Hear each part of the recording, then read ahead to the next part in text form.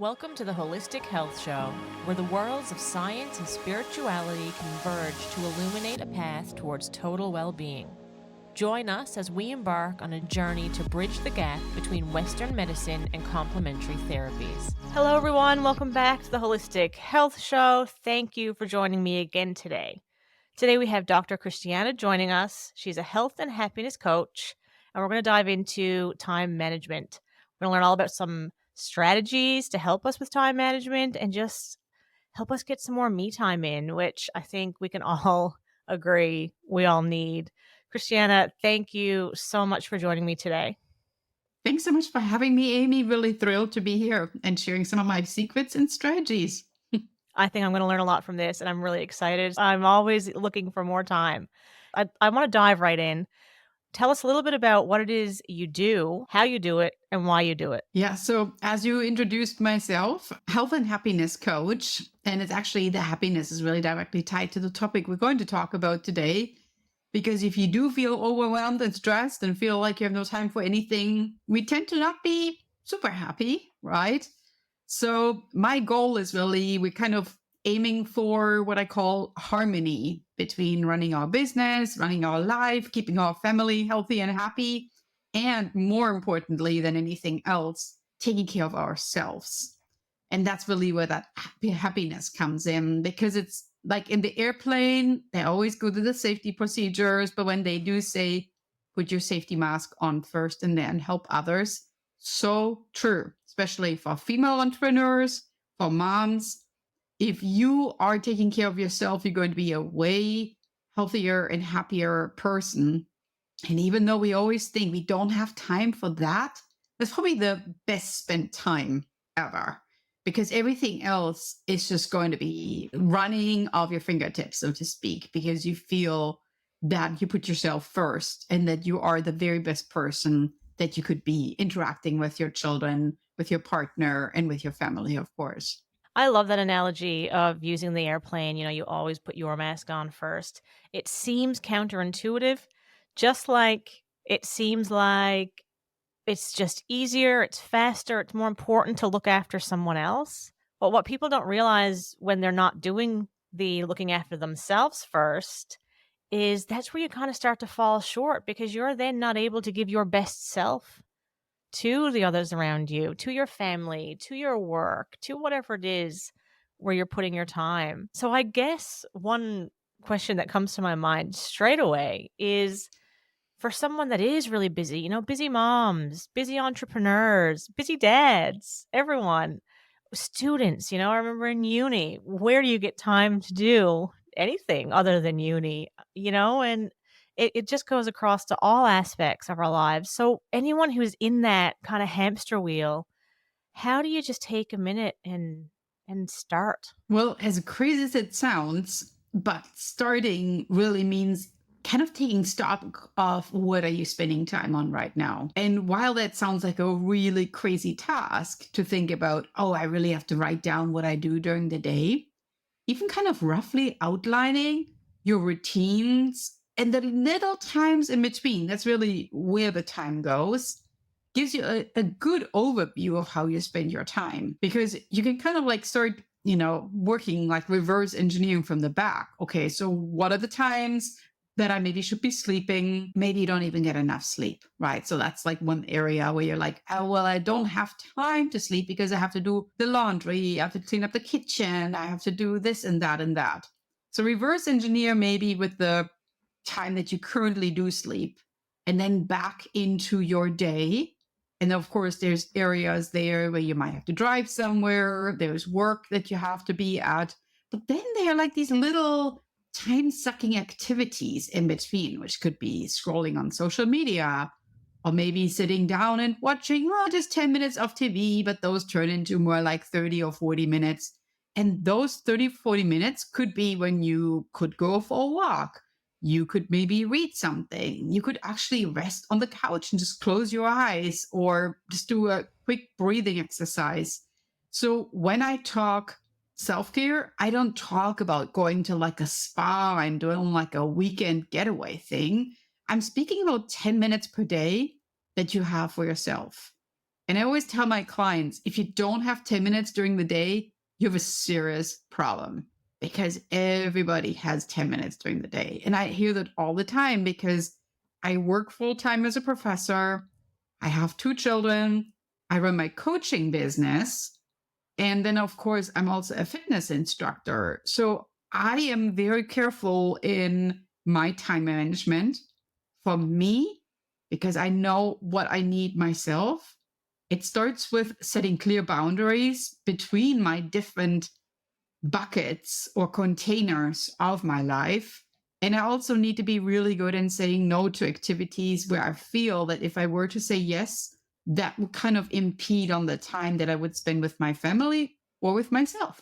You've touched on quite a few points that really resonated with me. And in a recent episode, we also talked about the boundary setting and the saying no, which is really challenging for a lot of people, particularly women. And, we tend to lean towards, yes, I'll do that as the immediate automated answer without thinking, well, do I actually have the time? And what am I going to sacrifice if I do say yes? And it can be all of these habits can be hard to change. Scrolling on Facebook, you get sucked in, or whatever it is, the TV, you put one episode on and then you want to watch the next, and the saying yes. And they can be really challenging habits to break. But I'm thinking of one. I know a friend of mine, and at their workplace, they were given this time management book. And one of the tasks that they had to do, no matter how busy they were, it was another task they had to add to their day. And the task was write down what you're doing. Every time you change an activity, write down what it is and how long you spent at it before you changed activities, and if you accomplished anything from that activity. And one of them came back and something really ridiculous. And it was a very large portion of time was spent on the phone. And that wasn't his main role, wasn't to be taking or making calls. And he found out that while he was, building these really beautiful relationships with clients, he was chit-chatting for hours in a day, and some days that would be all he would do. And that's when he realized, well, this is why I'm not getting my job description done, because I'm allowing these people to take up my time by talking to me or whatever it is they want to get off their chest. And it was pretty eye-opening. So I can see where you say write it down. Yeah, it's actually kind of fun too if you think about, let's say, 10, 15 years ago when we were in different places, about like standing in line and we maybe didn't have a phone. What did we actually do? So maybe we were talking in person to people, which is way better for our mental health than, standing there and just looking down at our phones. So socialization in person is actually something that will really help you with regard to feeling overwhelmed, because you are building connection and you're also expanding your friendship circle, right? So it might not be somebody you just chit chat with, but that might be somebody that actually turns out to be a real rock star in your life that you might have just met at a coffee shop. And all this is what I'm bringing up is that we tend to spend what we feel an idle moment in maybe just quickly checking email or quickly scrolling on social media, where in reality, if you wouldn't do it, you would actually really not miss anything. As harsh as it sounds, this fear of missing out, this constantly like, I need to check in, I need to make sure what's happening. If you don't do it, the world will still go on. I'm always amused about people that post on social media, I'm going to take 2 days off or something. It's like, did you really think we're going to miss you? I mean, just take the time off. You don't need to excuse yourself. Just go have fun. You don't need to like put a little sign up like a store or anything like that. We're closed, because social media is, as the word says, just to be social, but you don't need to see it as your job to do your thing. No, I absolutely agree. And, so we touched on the prioritizing of ourselves. We've touched on identifying where it is we're wasting the time in our day. And then you have, the coaching business side of it. So I want to know, people are thinking, okay, now I have to prioritize me. I have to find the time wasters. And then where would you come in? How do you help people get there? Yeah, so that's really the piece to where I talked earlier about the community building that is just so important because we can be taking diaries, we can take stock in ourselves, and then we look at the different data that we wrote down and we're like, so what now? Right. So that's really when community comes in, because even though we might be the best judge of how we spend our time and we look at it, we still have good days and bad days where things don't really work out. And it's far more successful to change habits in a community where you have accountability, where you build connection, where you maybe have collaboration with regard to finding new strategies, of finding those little more efficient or time saving strategies than doing it on your own. Because if we would be all equipped with everything, I mean, we have in reality, really, of course, we have everything. You could just Google it or you could read a book about it. But then it's really the implementation that is the struggle, because deep down, we are all procrastinators. We tend to do things maybe that are like more the convenient way, and we appreciate the immediate gratification, which is not changing habits and getting up and exercising from the couch when you're in the middle of watching a soap opera. So having the community, my community is called Mastermind Collective, is really where I see amazing results in terms of changing habits, because all of a sudden you are feeling accountable and you're feeling heard and seen, because you listen to these others and you realize, oh my gosh, it's not only me who has this problem. And you cheer each other on and becomes like this. I can't wait to share what I learned this week. And I can't wait to share these little successes that I have. And I'm also feeling good when I share my failures. And I feel that others have experienced that too. That's really when the magic happens. The mastermind, it must be very rewarding. They say that if you have one or two or three friends that exercise, you are more likely to be someone who exercises or prioritizes health.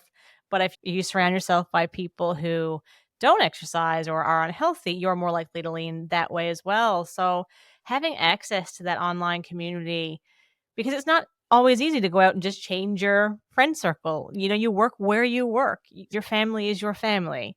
Sometimes you're surrounded by the people you're surrounded by, and that takes quite an effort to change. So having access to this community online with people who are like-minded, who are wanting to make the changes, who are willing to share their successes and their mistakes and their setbacks, that to me is very valuable. And you bring up a great point, really. So the amazing thing about the community is community with goals that might be somewhat aligning with your goals, or that could be also somewhat different, of course. But I am actually gamifying my community with incentives. So I have these little challenges that we do, I have monthly tasks. And believe it or not, when we have an incentive to change something, people will kick into gear and they will do it. Because, as I mentioned, the immediate gratification is sitting on the couch and watching the soap opera. But you also get motivated, as scientific studies have shown, by a gratification that will happen as a reward in the future. And so you will work towards the reward because you can't wait for that feeling when you're getting rewarded for all the hard work that you put into this. And it's, of course, more time, but it's also prizes. And I'm giving out little awards, so to speak, for working towards those challenges. So that is the fun part about it. It's changing habits is hard, and doing it together is amazing. Getting those little rewards in there is basically just like the little cherry on the top. And then along with that, do you help people kind of learn how to build the balance, the work-life balance or the family life balance? Yeah. So basically, what I teach is, and you might hear that from my accent, is I'm from Europe. And in Europe, we actually, in Germany, where I'm born, we don't even have a word for work life balance. Believe it or not, we don't. Because I guess it's just an understanding that when people come from work, they are in their home and then they try to focus maybe on family and friends and try not to work as much. And the vacations are longer. It's maybe not just 1 or 2 days, but it might be actually 10 or 14 days. So, what I'm bringing in is that European flair in terms of bringing your work and your leisure to a more harmonized state. And that means that I'm focusing on what I call petite practice, tiny habits that will compound to big results. Because if you think about it, let me give you a very simple example. Let's say I were to say, okay, so you'll need to start maybe walking every day. You're like, I don't like walking. Well, yeah, if I were to say walk 10,000 steps, that really sounds pretty intimidating. That's more than 3 miles, right? That does not sound good at all. But if I were to say, okay, how about you just go outside the house and you just walk up and down the street, get like 200 steps or something like that, doable, right? That might not take you very long at all. So that's what I call a petite practice. You're starting small, and when you feel comfortable with it, over the course of, say, 5 days, 1,000 steps. And so you see where I'm going with this. Those 200 steps per day are better than zero.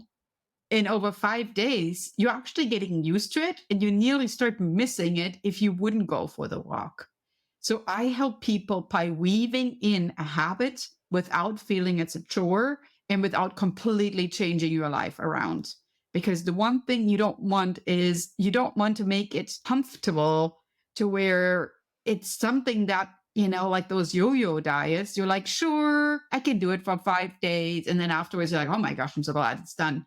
You want to build sustainable life-changing habits, you have to do it in a way that it works for you, who you are, but also you have to start slowly. You can't jump in a pool and expect to swim.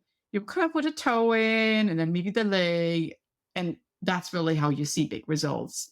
You don't expect overnight success, but rather you weave it in, and then you're really going to see the lifelong learning happening. And it's amazing how after we start a new habit, like you said, it's the mindset change that begins. And, someone who says, well, I don't like walking, and you can you may not say this back to them immediately, but perhaps after they've learned that they probably do like walking, is, well, did you not realize that you didn't remember the last time you went for a walk and spent some time for yourself? So you had this idea that you didn't like it without having ever given it a shot, And it's really about what we tell ourselves in a lot of cases. But what we tell ourselves is so powerful. Our mindset is really it's the mindset change that to me is just very, very remarkable. And I wonder, when somebody's in this community and they're making these small changes, what can they expect? I know from experience, when I have clients walk through my door, it's like, well, how long is this going to take until I see results? So I'd love for you to share that with us. No, that's a great question. And it's also very fitting because I'm a fitness instructor, and people sometimes walk out of my 6-pack abs class lifting their shirts and checking out whether the abs already happened, right? We tend to expect these quick results. And I always say, if you see an ad or anybody promising you that things happen and it just seems like unrealistically rapid or unrealistically drastic, it's probably either way not true, or it happens in a way that it's not going to last. So it might be there and it's like a little blimp of a moment and then it's gone again. And if you want it to stay, it's going to be not healthy.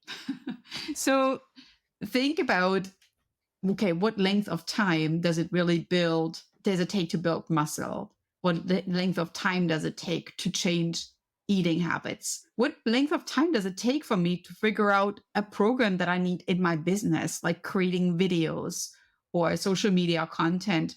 There's a learning curve involved with it.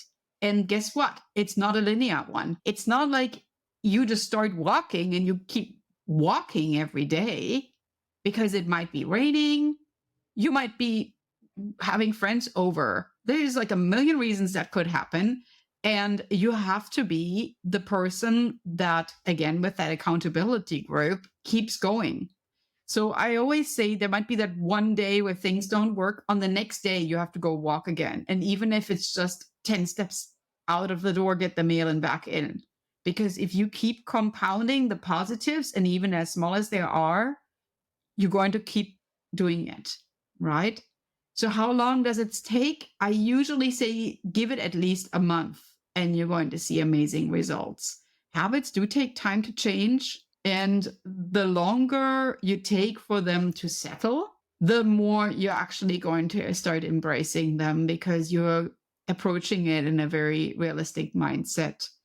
And I love that you brought this up with the mindset because let's say you say, I don't like walking, I don't like any workouts. Well, if you keep repeating that, for sure, you're not going to like it, right? But you could also say, I'm an athlete. I put sneakers and I put some jogging pants on. I mean, along the fact you haven't even started working out yet, that you tell yourself you're an athlete already makes you maybe feel walk a little bit prouder and feel you have the skills to actually start walking. And that's really where the change happens. It happens in the habit that leads to the habit that once you have the sneakers on, you're going to start walking. So you kind of like need to reduce the friction that leads to the actual activity. Sneakers, socks, shoes by the door, telling yourself I'm an athlete, and then we get going. So the more that changes, everything else is going to fall into place. One thing that really works for me is I go to fitness classes and I have to book them in advance. And I set my outfit out in the morning outside of the bedroom. And if I do that, I know my outfit is there. I don't have to look for it. I know my class is booked, so I don't want to be that person who's booked and doesn't show up.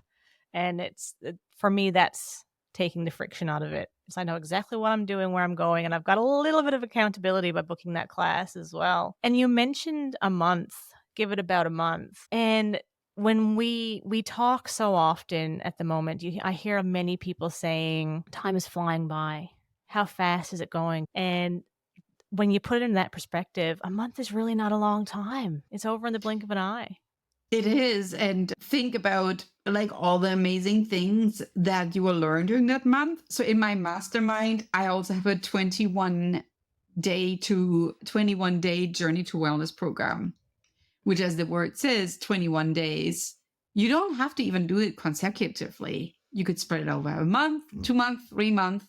And in fact, it's like one of the little challenges. You can currently, if you were to start it, you could only access a week of it. And then after completing the week, the next week would unlock.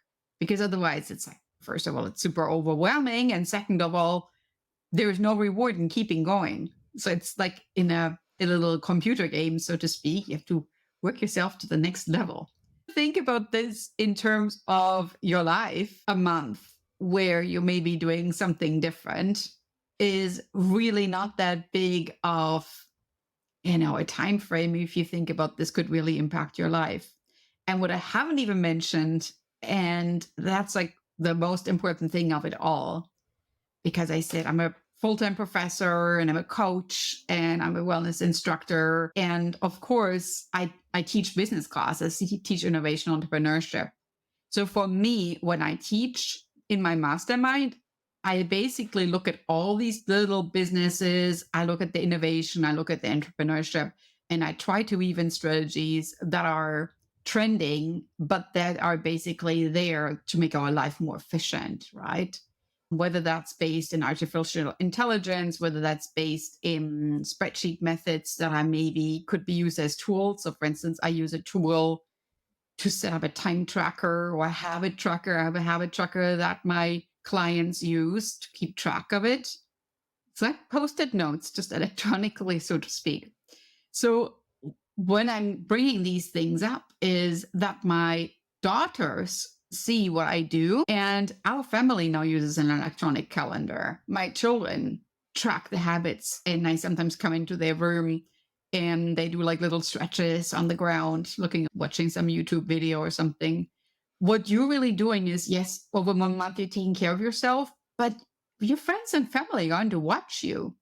And even though they might not immediately say, I want to do that with you, they get inspired by you. And that's really where the stone keeps rolling, because people around you that initially might not have been motivated, they will get motivated by you. So it's this little positive aura that you're creating, that, what I mentioned earlier with regard to you put your mask on yourself, That's really when the magic happens. And all of a sudden you're realizing, oh my gosh, yeah, I'm doing something amazing. Over that course of a month, I impacted a whole bunch of people's lives.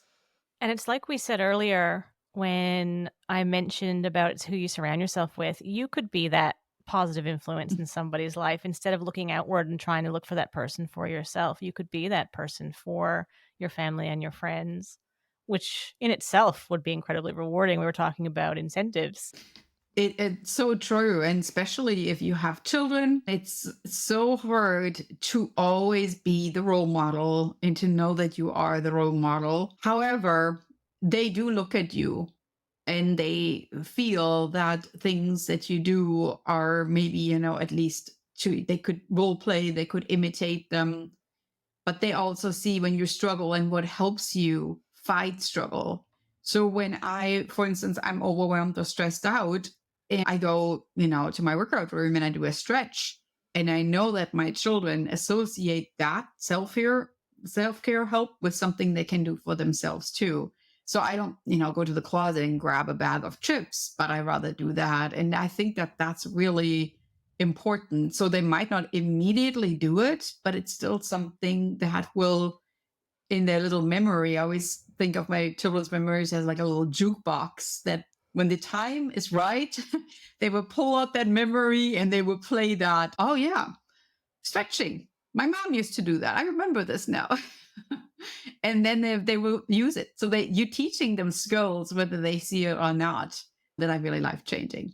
It's just another tool for everyone to have in their toolbox, an option that people know is there. And Christiane, I'd love for everyone to be able to access the masterclass. So can you tell us where we can do that? So the mastermind is at my business website, which is hellohappynest.com. And it's /mastermind. It's called the Mastermind Collective.